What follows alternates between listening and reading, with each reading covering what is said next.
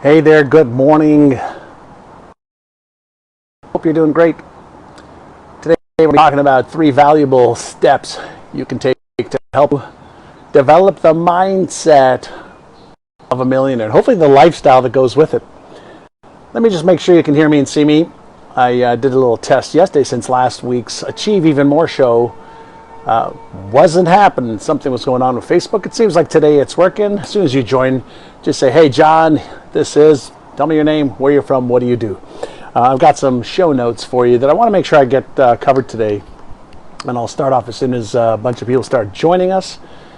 We'll have a little bit of fun. So tell me who you are, where you're from, and why are you here? Let me just see. Bodan, hello there. We're all good. Thank you, Sam.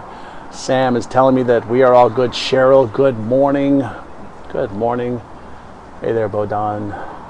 Good video. It's beautiful here. Sunny San Diego. Just came from the gym, working out, having a good time. So, is it possible to develop the mindset of a millionaire before you're actually a millionaire? And a lot of people, think that you've got to become a millionaire first in order to have the mindset of a millionaire. And I always like to suggest, well, is it possible to develop the mindset of a millionaire first and then become a millionaire? So let me know, what do you think? I've got my reading sunglasses on so I could see here. Hey there, Abigail, Cheryl, Bodan, Debbie. Hello there, Alaska. Deb checking in. All right, so you see, we've got a fog here. That's the marine layer that's always here early in the morning. Many years ago, when I was, 22 years old, I met a gentleman by the name of Walter Schneider. And Walter used to be, well, still is actually, the owner of Remax franchises in the eastern part of Canada. And he was one of the first people to take Remax outside of Denver, and he started to franchise it in Canada. And my office was upstairs in a real estate office building, and his office was down below. And he and I became friends. There's probably about a 7 or 8 year age difference between us. And at the time, he was around 30 years old or thereabouts, and he was making a lot of money, and he was already a millionaire. And I used to go downstairs to his office where he'd be doing his work, and we'd just sit and chit chat. And I would ask him, I said, what do you do to make all the money that you make and to live the lifestyle of your dreams?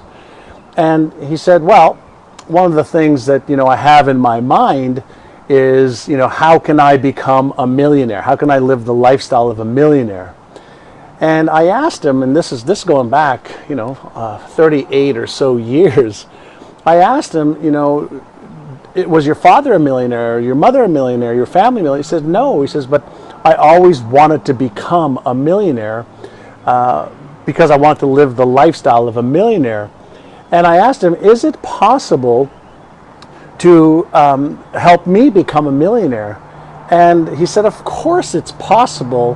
He says, but you have to start thinking like a millionaire would start thinking. And I said to him, there's nobody in my family that's a millionaire. The only millionaires that I'm aware of are the ones on TV on the lifestyles of the rich and famous. And he said, well, there's a certain way that millionaires think. He said there's a certain way that millionaires behave. He said there's a certain group of things that millionaires do to make money, to manage their money, to invest their money, that most people just don't follow, their patterns for becoming and then maintaining being a millionaire. And so I asked him if he would teach me. And as many of you know, my first mentor was Alan Brown, and Alan Brown was, a multimillionaire as well. But my second mentor that I haven't talked a lot about was Walter Schneider, and he used business as his way to become a millionaire. And so I've got a few notes that I want to share with you for us to be able to have a little bit of fun. All right, and let me say hello to a few of you, and then I'll continue. Does this make sense to you, by the way? For those of you who just joined, let me say hi to Laura, you can actually come back here, Laura, later and watch this because it'll be in the feed. Abigail and Jonathan Gibson. Ozzy, hello. Fabian, hello. Bess, I thought it was 9 a.m. PST. It is 9 a.m. PST, Beth. Susie, hello there. Thank you so much. Valentino, hello from New York. Ray, hello. Marcus, hello. Okay, so let's talk about a couple things. You know, I'm curious, if somebody dropped $1 million into your bank account this afternoon or today or tonight, depending where you live in the world, what's the first thing that you would do? Can you do me a favor, type that in? What's the first thing that you would do? If somebody just took $1 million, put it into your bank account, just tell me one thing that you would do. I'm more curious than anything else, all right? If you like this topic, hit the like and the love button as well, so I can see all those little love buttons filtering up on my screen, and I like those. And hi there, Vicky. Hi there, Valerie, Barbara. Hello from Italy. Hello, Mr. Kent Davis, Mahesh. Hello, good morning. So let me take my show notes. Right, pros always prepare, so the first thing we want to talk about, or I like to talk about when we talk about, you know, becoming a millionaire, having either, you know, $1 million in cash or $1 million in assets, whether it's in real estate or the stock market or your business valuation, you can become a millionaire in either way, is first, you know, if we think about or we go to your beliefs about is it possible to become a millionaire? And the reason I start off with, do you believe that it's possible to become a millionaire? The second question for you is, do you think and feel that it's possible for you? See, the way that our brain works, right, is if you believe that it's possible and you believe it's possible for you, then that actually opens up the neural networks of possibilities. Now, when you think it's possible and you believe it's possible for you, and you ask yourself this question, how can I make becoming a millionaire my new reality? So instead of the reality that you have right now, if you're not a millionaire, most people are not, and that's okay. If you start to ask yourself better questions of, how can I become a millionaire in the next year or 3 years or 5 years? How can I? And you set out on a quest to answer that. I always like to use questions as a form to get the biocomputer to work really, really well. And so if you ask yourself, how can I become a millionaire? And you write down the answers to, well, I can become a millionaire by building a business. I can become a millionaire by investing in real estate or in the stock market or in gold or in coins or in baseball cards. I can become a millionaire by finding a product or a service that I love and helping 10 or 100 or 1,000,000 people know about this product or service and help them buy it. I can become a millionaire, okay, by writing a book. I can't become a millionaire by traveling and writing about my travels. Oops, I just had a little wind blow and almost blew my notes away.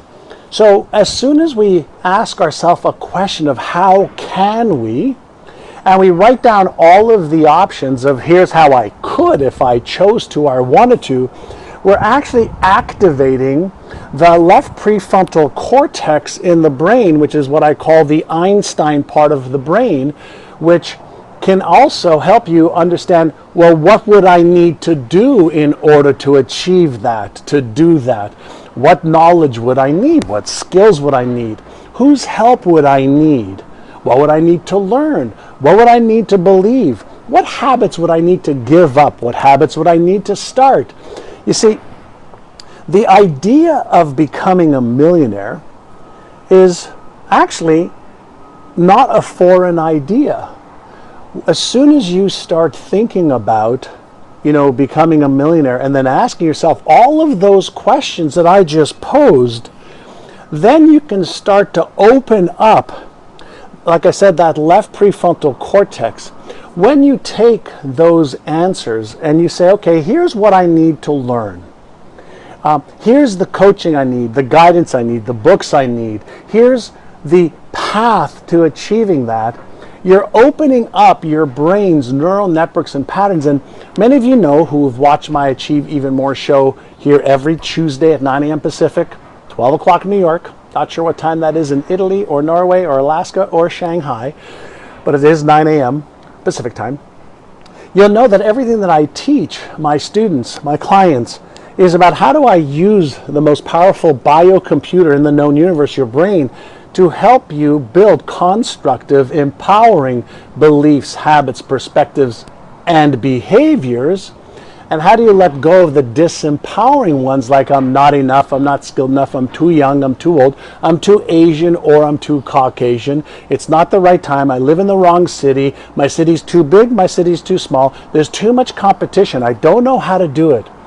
When you understand that everything that you do in here, your self-talk, the emotions, the neurochemicals that are activated, the circuits that are activated, and the neurochemicals that are released in your brain that match your belief system, that match your set points and expectation points in your brain, that's what drives behavior and results.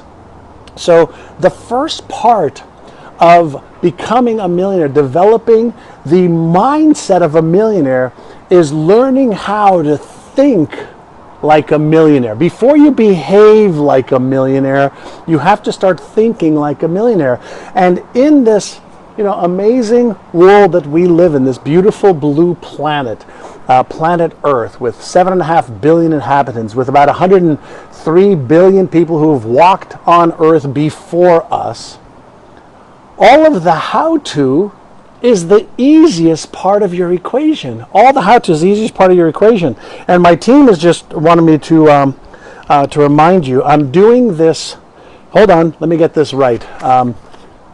Don't forget to remind you about the all-new 3 Keys to Ultimate Freedom on-demand masterclass that I just filmed here in San Diego in order to create the lifestyle of freedom if you want that access. Let me share with you what I did, and I'll come back to my other bullet points.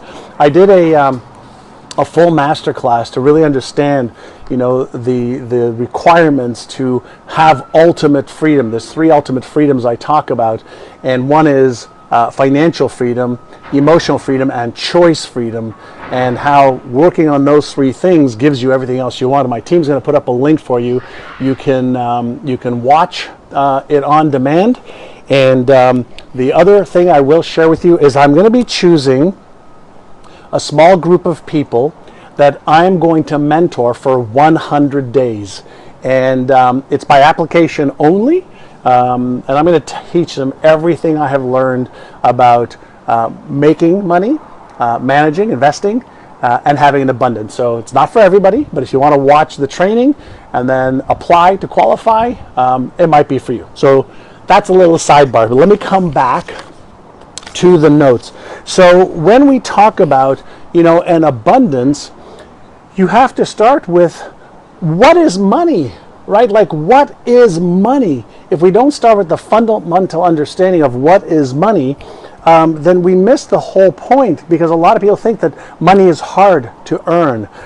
Money is for, the wealthy people, not the average people. And do you know what wealthy people think?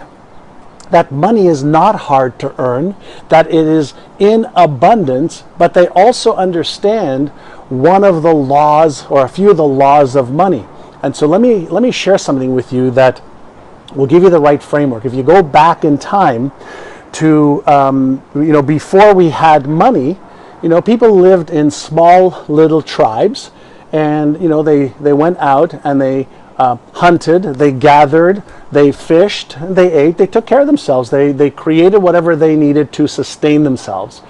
And then as tribes separated, all right, and one tribe went, 10 miles downstream, and one tribe went, 5 miles inland. Each tribe got really good at doing different things. So, some found herbs, some were good fishermen, some were good hunters, some were good gatherers to pick berries or fruits, and they exchanged a little bit of this for a little bit of that. So in the earliest forms of money, okay, it was actually shells, chocolates, livestock, and work. And so we exchanged this for that. So money only came later. When tribes started to move further and further away, okay, into little villages, that's when a monetary system started to be created. And before we knew it, we had coins that represented money, and then bills, and then electronic means. So I'm giving you the shortcut to what money is. So what if you, for just a moment, said, okay, let's forget this, elusive idea around money. What if money is just a means of exchange? What if, you need this little cord to connect your headphones to your computer, and what if somebody else needs, a different set of shades? Which ones do you prefer, by the way? This one or that one? These are my gold frames for very, very sunny days, but I can't see really well the screen. I'm going to put this one back on. The case for the glasses, the brain that's over here, the desk that I'm standing at, all of these products or services that people have, they trade for money, right? So money is nothing more than a means of exchange. So what if your job to develop the mindset of a millionaire is first to believe that there's more than enough money for you in your local town, regionally, nationally, and internationally? What if that was the first belief that you developed? There's more than enough. And then the very next thing that you do is you think about, how can I trade my value, my product, my service, my knowledge, my skill, my time with enough people to generate the amount of income that would help me become a millionaire or to have at least $1 million? What if you invested some time to figure out, how do I become more valuable in the marketplace? Because if it's the marketplace that is where we exchange, okay, money for products, services, etc., then the marketplace is what determines the value of things. Would you agree with that? The marketplace, the marketplace is what determines the value of things. And so I learned back, from my second mentor, right, is that if you have a product or service, knowledge that people want and need, and your product or service or knowledge or whatever it is had value in the marketplace, the more rare you are, the more people are prepared to pay for that product or service. You can buy, a pen for $1, but somebody would pay $500 for a pen if they are dying and they need a pen for their last will and testament. Right? So the point that I want to make is, number one, there's an abundance of money out there, and your job is to figure out, how do I get really good at, whether it's real estate, buying it, renovating it, selling it, or keeping it and investing? How do I get really good at any type of product or service so that I can exchange it with enough people in the marketplace? Now, if you're in business, you have to get good at marketing and at selling. If you have a product or service and you're not good at marketing and selling, you have to get good at finding people who are, that can help you. So when you understand that there's more than enough, and your job is to offer value in the marketplace that the marketplace wants to exchange with you, it doesn't matter, if you're investing in stocks and you get good at that, or you have somebody else invest for you. It doesn't matter if you want to build a business. It doesn't matter, if you have a job and you want to have a side business to earn extra money. When you start thinking outside of your proverbial box and you start thinking, how can I earn 2 or 3 or 4x the income that I'm earning right now, that's when you start to open up the world of possibilities. And I want you to be aware of this. the way that yours and my brain works, right, is there's a part of our brain that we can choose what it is that we want to do. We can choose, how much income we want to make. We can choose the lifestyle that we want to live. But that's not the part of your brain that's working 24 hours a day, 7 days a week. It's your subconscious part of your brain, which many of you have heard me talk about for 20, 30 years. That is the power center of the brain. And that's what I, become, I think pretty proficient at. When there's a disconnect between your self-image and your income that you want to earn, your self-image overrides your conscious desires to earn more money. So that leads me to the second point that I want to share with you today, is you have to change, augment, modify, tweak your current self-image, which has you earning and living a certain lifestyle right now. You have to tweak that, which is nothing more than creating new neural networks in your subconscious mind. You have to create coherence between becoming a millionaire and your subconscious patterns right now, which is not wired, programmed, conditioned to you being a millionaire.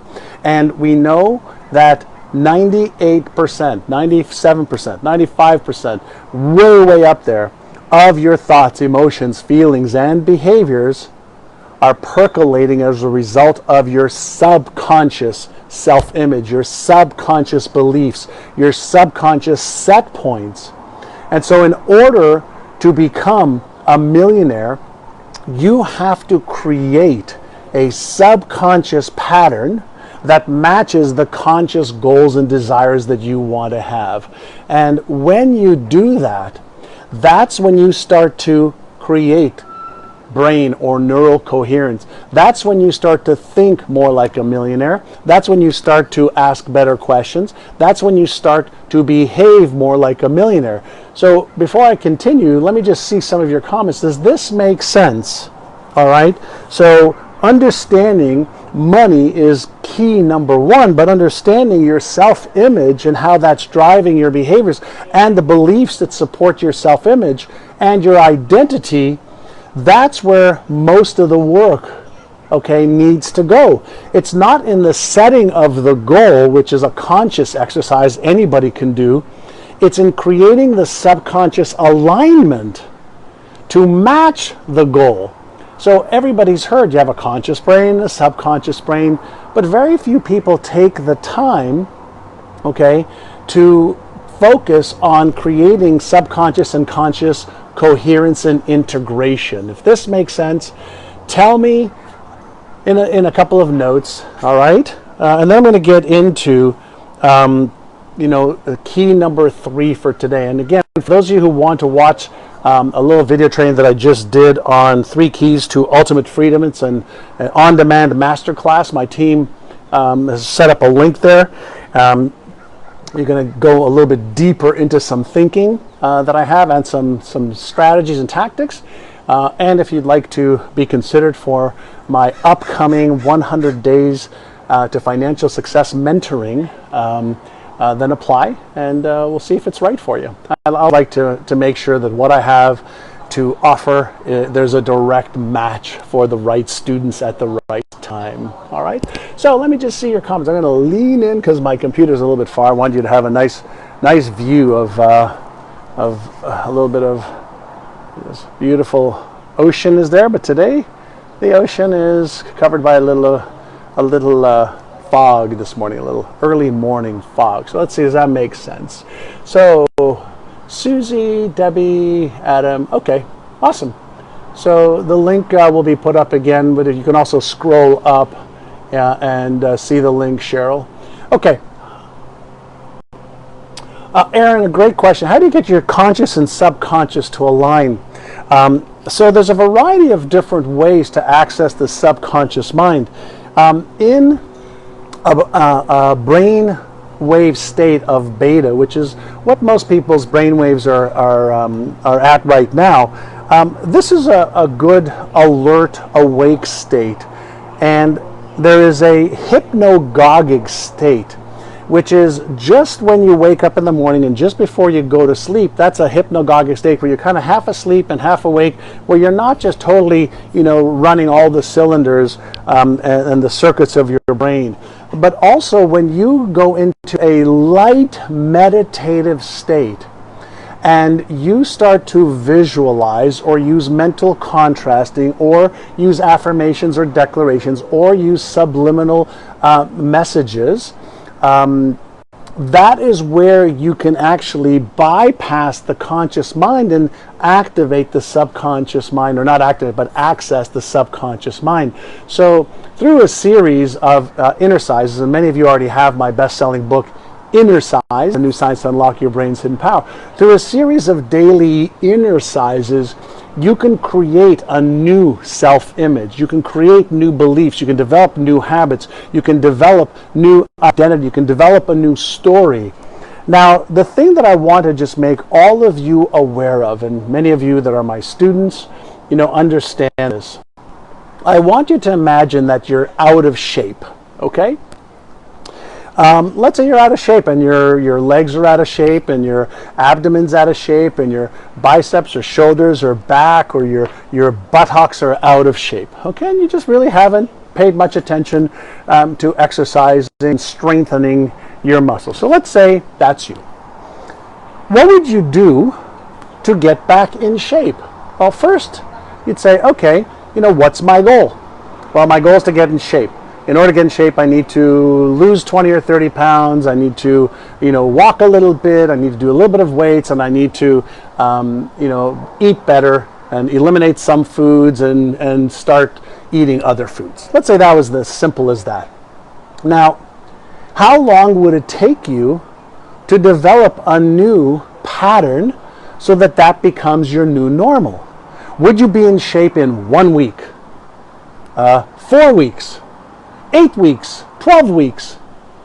And the answer is, it depends. However, when we're talking about the brain, when we're talking about letting go of an old self-image, letting go of beliefs that you've had for 20, 30, 40, 50 years, letting go of an old money story, letting go of an old identity, and by old I just mean the one that you've been carrying around for so long, it takes at least 100 days of inner work or inner size to repattern the subconscious mind so that it creates the new neural networks that override the old networks.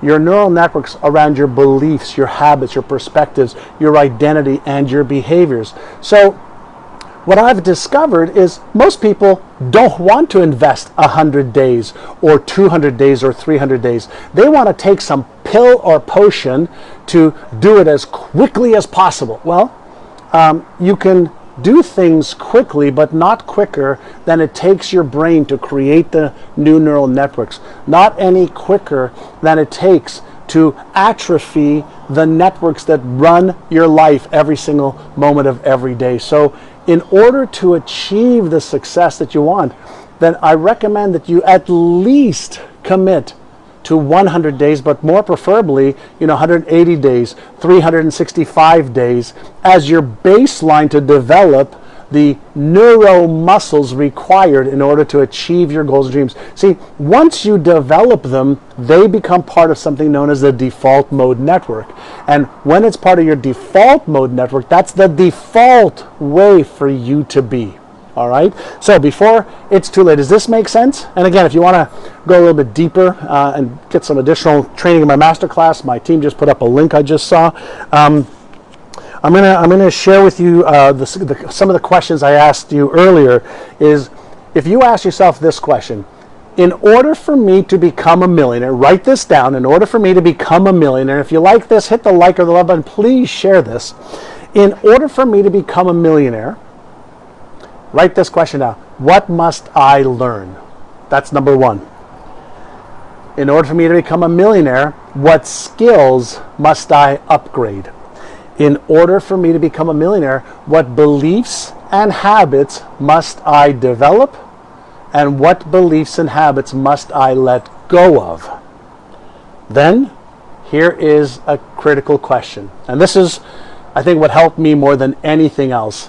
When I was 19, I had my first mentor. When I was 23, I had my second 2 mentors, and I've had mentors ever since. And now I get the privilege of mentoring many, many people.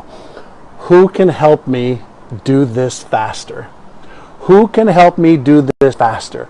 And if you can start with those questions, all right, then guess what? You'll be on your way, on a path to becoming a millionaire. Now, why do I like to teach people how to become a millionaire?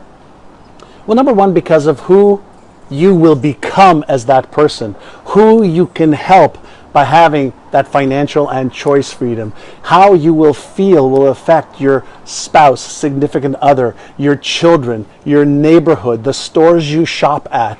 When you have financial freedom and financial abilities, there's so much more you could do. Money is just a tool. Now, here's what I've discovered.